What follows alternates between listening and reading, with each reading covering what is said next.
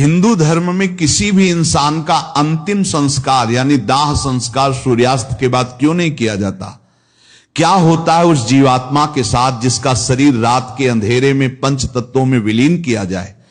क्या सच में रात में चिता जलाने से आत्मा को कभी मोक्ष नहीं मिलता?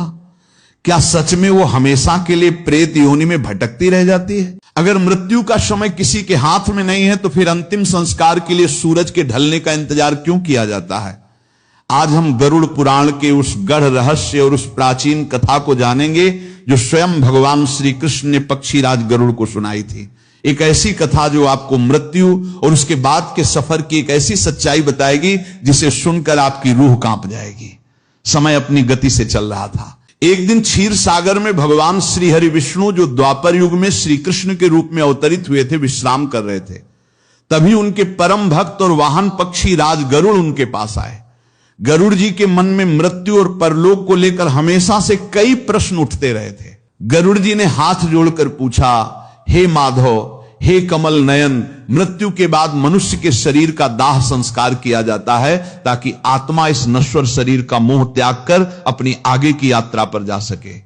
लेकिन हे प्रभु, मैंने देखा है कि पृथ्वी लोक पर अगर किसी की मृत्यु शाम के समय होती है तो उसके परिजन रात में उसका अंतिम संस्कार नहीं करते। वे शव को पूरी रात घर में रखते हैं और अगले दिन सूर्योदय का इंतजार करते हैं। हे अच्युत, आखिर सूर्यास्त के बाद चिता को अग्नि क्यों नहीं दी जाती? रात के अंधकार में अंतिम संस्कार करने से उस मृत आत्मा का क्या होता है? श्री कृष्ण ने हल्की सी मुस्कान के साथ गरुड़ की ओर देखा। उनकी आंखों में ब्रह्मांड का पूरा ज्ञान था। उन्होंने कहा, हे गरुड़, तुम्हारा यह प्रश्न पूरे मानव समाज के कल्याण से जुड़ा हुआ है। मृत्यु केवल शरीर का अंत होती है, आत्मा की यात्रा यही समाप्त नहीं होती। जब आत्मा शरीर को छोड़ती है तब वो बहुत सूक्ष्म और भ्रमित अवस्था में रहती है।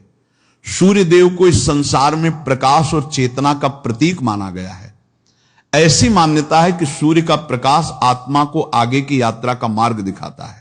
जब तक आकाश में सूर्य रहता है तब तक शुभ मार्ग खुला माना जाता है, लेकिन जैसे ही सूर्य अस्त होता है वो शुभ समय समाप्त हो जाता है और नकारात्मक शक्तियों का प्रभाव बढ़ने लगता है। इसके बाद श्री कृष्ण ने गंभीर स्वर में कहा, हे गरुड़, यदि किसी व्यक्ति का अंतिम संस्कार रात के समय किया जाए तो ऐसी मान्यता है कि उस आत्मा को अपनी आगे की यात्रा में कठिनाइयों का सामना करना पड़ सकता है। स्वर्ग के द्वार बंद होने के कारण और सूर्य का प्रकाश न होने के कारण वो आत्मा मार्ग भटक जाती है। अंधकार में भटकती हुई वो आत्मा असुरों, पिशाचों और नकारात्मक शक्तियों के प्रभाव में आ जाती है और उसे मजबूरन प्रेत योनि में जाना पड़ता है। इस रहस्य को गहराई से समझने के लिए मैं तुम्हें प्राचीन काल की एक सत्य घटना सुनाता हूं। ध्यान से सुनो गरुड़। प्राचीन काल की बात है। क्षिप्रा नदी के तट पर बसी पवित्र अवंती नगरी, जिसे आज हम उज्जैन के नाम से जानते हैं, वहां देवदत्त नाम का एक अत्यंत ज्ञानी ब्राह्मण रहा करता था। जहां सुबह की शुरुआत मंदिरों की घंटियों और वैदिक मंत्रों से होती थी। उस नगरी में देवदत्त का नाम बड़े आदर से लिया जाता था। देवदत्त का जीवन बहुत ही सादगी भरा था। उसका दिन भोर की पहली किरण के साथ क्षिप्रा के ठंडे जल में स्नान से शुरू होता और रात ईश्वर के गहरे ध्यान के साथ खत्म। वो वेदों, उपनिषदों और शास्त्रों का प्रकांड ज्ञाता था, लेकिन उसका सबसे बड़ा गुण यह था कि वो हमेशा दूसरों की मदद के लिए निस्वार्थ भाव से तैयार रहता था। चाहे किसी गरीब की कन्या का विवाह हो या किसी बीमार का उपचार, देवदत्त हमेशा सबसे आगे खड़े मिलते। नगर के लोग उसे केवल एक ब्राह्मण नहीं बल्कि एक देवदूत मानते थे और उसे बहुत सम्मान देते थे। देवदत्त का एक ही पुत्र था, सोमन। सोमन अपने पिता की दुनिया था और सोमन के लिए उसके पिता ही सब कुछ थे। वो अपने पिता से इतना प्रेम करता था कि उन्हें जरा सी भी तकलीफ नहीं होने देता था। पिता के जागने से पहले उनके लिए दातून और जल की व्यवस्था करना, उनके वस्त्र धोना और उनके हर छोटे बड़े काम का ध्यान रखना, यह सब सोमन बिना कहे करता था। लेकिन सोमन में एक कमी थी। उसे शास्त्रों के गुण ज्ञान, प्रकृति के नियमों और जीवन मृत्यु के पीछे छिपे रहस्यों के बारे में कुछ भी नहीं पता था। उसे लगता था कि जीवन केवल वही है जो इन भौतिक आंखों से दिखाई देता है, खाना, कमाना और अपनों के साथ रहना। मृत्यु के बाद क्या होता है, आत्मा की यात्रा क्या है, इस बारे में उसने कभी विचार ही नहीं किया था। कई बार देवदत्त संध्या वंदन के बाद सोमन को पास बिठाकर संसार की नश्वरता के बारे में बताते, समझाते कि यह शरीर मिट्टी है और एक दिन मिट्टी में ही मिल जाएगा। लेकिन सोमन हंसकर बात टाल देता। वो कहता, पिताजी आप हैं तो मेरा संसार है, मुझे इन गढ़ बातों से क्या लेना देना। समय अपनी निर्दय गति से आगे बढ़ता गया। तय आई और गई। देवदत्त का शरीर अब समय की मार से वृद्ध हो चुका था। उसकी हड्डियां कमजोर हो गई थीं। चेहरे पर झुर्रियों ने डेरा डाल लिया था और उस ज्ञानी ब्राह्मण को भी अब अपने तपोबल से आभास होने लगा था कि उसके शरीर त्यागने का समय निकट आ गया है। एक दिन अचानक देवदत्त की तबीयत बहुत बिगड़ गई। जो देवदत्त कभी थकता नहीं था, वो आज चारपाई से उठ भी नहीं पा रहा था। उसे तेज ज्वर आ गया और शरीर भट्टी की तरह तपने लगा। सोमन ये देखकर बुरी तरह घबरा गया।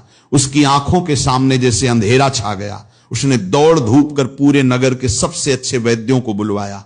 वैद्यों ने नाड़ी देखी। उनके माथे पर चिंता की लकीरें उभरी। तरह तरह की दुर्लभ जड़ी बूटियों का लेप लगाया गया। कड़वी से कड़वी दवाइयां दी गईं। सोमन ने रात दिन एक कर दिया। न वो सोया, न उसने अन्न का दाना मुंह में डाला। लेकिन विधि के विधान को कौन टाल सकता था। मृत्यु का समय तो विधाता के वही खाते में पहले से ही तय होता है। दवाइयों ने असर करना बंद कर दिया था। उस दिन आसमान में हल्के काले बादल छाए हुए थे, मानो प्रकृति भी किसी अनहोनी के शोक में डूबी हो। शाम ढल रही थी। छिप्रा नदी के घाटों पर संध्या आरती के शंख और घड़ियाल बजने लगे थे। सूरज धीरे धीरे लालिमा ओढ़े क्षितिज के नीचे जा रहा था और उसी के साथ देवदत्त की सांसें भी उखड़ने लगी थी। उनकी छाती तेजी से ऊपर नीचे हो रही थी। सोमन रोते हुए कांपते हाथों से अपने पिता का सिर अपनी गोद में रखे हुए था। वो उन्हें पुकार रहा था, पिताजी आंखें खोलिए, देखिए आपका सोमन आपके पास है, मुझे छोड़कर मत जाइए। लेकिन देवदत्त की आंखें धीरे धीरे बंद होने लगी थीं। उनके चेहरे पर कोई दर्द नहीं था, बल्कि एक अजीब सी शांति थी, मोक्ष की शांति। और फिर जैसे ही सूर्य ने अपनी अंतिम किरण समेटी और अंधकार ने अपना आंचल फैलाया, ठीक उसी क्षण देवदत्त के प्राण पखेरु उड़ गए। एक ज्ञानी और पवित्र आत्मा ने शरीर का त्याग कर दिया। पूरे घर में अचानक एक खौफनाक सन्नाटा छा गया और अगले ही पल कोहराम मच गया। सोमन की दिल दहला देने वाली चीखें घर की दीवारों को चीरने लगी। वो अपने पिता के सीने से लिपटकर पागलों की तरह रो रहा था। उसका वो संसार जो केवल उसके पिता तक सीमित था, आज हमेशा के लिए उजड़ चुका था। आस पड़ोस के लोग, रिश्तेदार और नगर के ज्ञानी पंडित खबर सुनते ही अपने सारे काम छोड़कर तुरंत देवदत्त के घर की ओर दौड़ पड़े। हर किसी की आंख नम थी। लेकिन जब तक सब वहां इकट्ठा हुए, तब तक बाहर घूप अंधेरा छा चुका था। रात अपनी गहरी स्याही बिखेर चुकी थी। नगर के सबसे बुजुर्ग और ज्ञानी पंडित ने देवदत्त के मृत शरीर को देखा। उन्होंने एक गहरी सांस ली और सोमन के कंधे पर हाथ रखा। उन्होंने भारी आवाज में कहा, पुत्र सोमन, स्वयं को संभालो। तुम्हारे पिता एक पुण्य आत्मा थे। उनका देहांत सूर्यास्त के बाद हुआ है। विधि का विधान और शास्त्रों का नियम यही कहता है कि अब इनका अंतिम संस्कार आज रात नहीं हो सकता। कल सुबह जब भगवान भास्कर उदय होंगे, तभी इनकी चिता को अग्नि दी जाएगी। आज की पूरी रात हमें इनके पार्थिव शरीर के चारों ओर बैठकर हरि कीर्तन करना होगा और इस शरीर की रक्षा करनी होगी। पंडित जी की यह बात सोमन के कानों में पिघले हुए शीशे की तरह गिरी। उसे विश्वास ही नहीं हो रहा था कि जो लोग कल तक उसके पिता के ज्ञान और उनकी पवित्रता के आगे सिर झुकाते थे, जो उनका इतना सम्मान करते थे, वे आज उनके निर्जीव शरीर के लिए ऐसी कठोर बात कह रहे हैं। सोमन की आंखों के सामने वो सारे दृश्य घूमने लगे। जब वो अपने पिता के सोने के लिए कोमल सूती वस्त्र बिछाता था ताकि उनकी वृद्ध और कमजोर हड्डियों को चारपाई की खुरदुरी रस्सी न चुभे, जिस पिता को वो जीते जी कभी जमीन पर नंगे पैर तक नहीं चलने देता था, आज उसी पिता के मृत ठंडे और कठोर होते शरीर को पूरी रात जमीन पर यूं ही कैसे छोड़ सकता था। सोमन का मोह, उसका अगाध प्रेम और उसका दुख अब एक ऐसे हठ में बदलने लगा था जो किसी भी तर्क को सुनने के लिए तैयार नहीं था। उसे लग रहा था कि यह कोई धार्मिक नियम नहीं, बल्कि उसके पिता के निस्सहाय शरीर के साथ एक घोर अन्याय है। उसके अंदर का अज्ञान, जिसने कभी जीवन मृत्यु के रहस्यों को समझने की कोशिश ही नहीं की थी, आज पूरी तरह से उस पर हावी हो चुका था। वो पंडित जी की ओर मुड़ा। उसकी आंखें रो रो कर लाल अंगारे जैसी हो गई थीं और उसकी आवाज में एक अजीब सा आक्रोश था। वो रोते हुए बोला, नहीं, ये कैसे संभव है? मैं अपने पिता को इस अवस्था में रात भर इस ठंडी और कठोर जमीन पर नहीं छोड़ सकता। उनका शरीर पहले ही ज्वर से इतना टूट चुका है, वो कष्ट में है। आप लोग ये कैसी बातें कर रहे हैं? जब मृत्यु आने का कोई निश्चित समय नहीं होता, मौत किसी भी पल आ सकती है। तो फिर अंतिम संस्कार के लिए सूरज के निकलने का इंतजार क्यों? मेरे पिता ने अपना पूरा जीवन दूसरों की भलाई में लगा दिया। क्या ईश्वर ऐसे पुण्यात्मा के लिए अपने नियम नहीं बदल सकता? मैं अभी इसी रात इसी पल उनका अंतिम संस्कार करूंगा ताकि उनकी आत्मा को इस मृत शरीर के बंधन से तुरंत शांति मिल सके। वहां मौजूद सभी पंडितों और बुजुर्गों ने एक दूसरे की ओर निराशा भरी नजरों से देखा। उन्होंने सोमन को शांत करने की कोशिश की, उसे बहुत समझाया। मुख्य पंडित जी ने आगे आकर सोमन के सिर पर हाथ फेरते हुए कहा, पुत्र, हम तुम्हारा दुख समझते हैं, लेकिन भावनाओं के इस तूफान में बहकर प्रकृति, ब्रह्मांड और धर्म के उन अटल नियमों को मत तोलो जो सदियों से तय है। मृत्यु केवल इस 5 भौतिक शरीर का अंत है। ये एक वस्त्र के त्यागने जैसा है, लेकिन आत्मा का अंत नहीं होता। शरीर से निकलने के बाद आत्मा की यात्रा बहुत लंबी, सूक्ष्म और अत्यंत कठिन होती है। इसे इस तरह समझो, सोमन जैसे कोई अन्न और निहत्ता यात्री किसी घने, भयानक और अनजान जंगल में खो जाए, जब तक आसमान में सूर्य का प्रकाश रहता है उसे पेड़ पौधे, रास्ते और पगडंडियां साफ दिखाई देती हैं। उसे पता होता है कि उसे किस दिशा में जाना है और वो अपनी सुरक्षित मंजिल की ओर बढ़ सकता है। लेकिन जैसे ही सूरज ढलता है, दिन की रोशनी खत्म होती है और रात का डरावना अंधकार छाता है, वो यात्री तुरंत रास्ता भटक जाता है। वो हर कदम पर ठोकर खाता है और अंधेरे में घात लगाए बैठे जंगली जानवरों या लुटेरों का शिकार बन जाता है। पंडित जी ने अपनी बात को और गहराई से समझाते हुए कहा, सोमन भगवान सूर्य केवल उजाला देने वाले प्रकाश के स्रोत मात्र नहीं हैं, वे साक्षात चेतना हैं। वे परब्रह्म के नेत्र हैं और इस ब्रह्मांड में आत्मा के सबसे बड़े मार्गदर्शक हैं। मृत्यु के बाद सूर्य की किरणें ही उस सूक्ष्म आत्मा को एक सुनहरे धागे की तरह पकड़कर परलोक तक जाने का सही रास्ता दिखाती हैं। जब तक सूर्य आकाश में अपने रथ पर विराजमान होता है, स्वर्ग के और परलोक के द्वार सभी आत्माओं के लिए खुले रहते हैं। जैसे दिन ढलने पर एक राजा अपने महल के मुख्य द्वार बाहरी खतरों और सुरक्षा के लिए बंद कर देता है, ठीक वैसे ही सूर्यास्त के बाद स्वर्ग के द्वार भी बंद हो जाते हैं। और तब जब सूर्य का सात्विक प्रकाश नहीं होता, तब मृत्यु लोक और पाताल लोक के बीच की नकारात्मक, तामसिक और आसुरी शक्तियां अपनी पूरी ताकत के साथ बहुत बलवान हो जाती हैं। वे रात के अंधेरे में ही अपना साम्राज्य फैलाती हैं। पंडितों ने सोमन को अंतिम और सबसे कठोर चेतावनी देते हुए कहा, अगर तुमने रात के समय इस अभेद्य अंधकार में चिता जलाई तो स्वर्ग के द्वार बंद होने और दिशा का ज्ञान न होने के कारण तुम्हारे पिता की आत्मा अनंत शून्यता में रास्ता भटक जाएगी। अंधकार में भटकती हुई उस अकेली और असहाय आत्मा को शमशान में रात के समय विचरण करने वाली बुरी शक्तियां, पिशाच और दानव जकड़ लेंगे और तुम्हारे पिता जो इतने महान ज्ञानी और पुण्यात्मा थे, उन्हें शांति मिलने के बजाय हमेशा हमेशा के लिए एक अत्यंत कष्टदायक प्रेत योनि में भटकना पड़ेगा। इसलिए हठ मत करो सोमन, अपने पिता के भले के लिए सुबह होने की प्रतीक्षा करो। लेकिन सोमन मोह और अज्ञानता में पूरी तरह अंधा हो चुका था। उसे ज्ञान की बातें अब कोरी बकवास लग रही थी। उसे केवल अपना दुख, अपनी जिद और अपने पिता के ठंडे पड़ते शरीर का मोह दिखाई दे रहा था। उसने किसी की एक नहीं सुनी। उसने अपनी हठ में बड़ों के कड़े विरोध के बावजूद उसी रात बांस कांटे अपने पिता की अर्थी तैयार की और कुछ डरे सहमे रिश्तेदारों को मजबूर करके उनके साथ शमशान की ओर चल पड़ा। रात का घूप अंधेरा था। अवंती नगरी की गलियां सुनी थी। क्षिप्रा नदी के किनारे बसे शमशान घाट पर एक ऐसा डरावना सन्नाटा पसरा हुआ था जो हड्डियों में सिहरण पैदा कर दे। अमावस्या जैसी उस काली रात में केवल शमशान के कुत्तों के लंबी आवाज में रोने की मनहूस आवाजें गूंज रही थीं और बरगद के पुराने पेड़ों से टकराती तेज ठंडी हवाओं की डरावनी साया साया आ रही थी। शमशान का वो खौफनाक और वीरान माहौल किसी के भी दिल में दहशत पैदा कर दे। लेकिन सोमन जैसे किसी वशीकरण में था। उसने कांपते हाथों से लकड़ियां चीनी और अपने पिता के पार्थिव शरीर को चिता पर लिटाया। उसने विधि विधान शास्त्रों के कठोर नियमों और ज्ञानी पंडितों की उन चेतावनियों को पूरी तरह दरकिनार करते हुए रात के उस भयानक और मनहूस अंधेरे में एक जलती हुई मशाल से चिता को मुखाग्नि दे दी। अग्नि की लपटें जैसे ही उठी, जैसे शशान की सदियों से सोई हुई नकारात्मक और अतृप्त शक्तियां एक साथ जागृत हो गई। आग की लपटें सीधी उठने के बजाय हवा में अजीब तरह से नाचने लगी, मानो वे भी उस अंधेरे से डर रही हों। जैसे ही देवदत्त का शरीर जलकर राख हुआ, उनकी पवित्र और सूक्ष्म आत्मा अपने उस मृत शरीर के बंधन से आजाद तो हुई, लेकिन वो ऊपर की ओर यानी स्वर्ग के प्रकाश की ओर नहीं जा सकी, क्योंकि आसमान में सूर्य का वो मार्गदर्शक प्रकाश नहीं था और सूर्यास्त के कारण स्वर्ग के द्वार पूरी तरह से बंद हो चुके थे।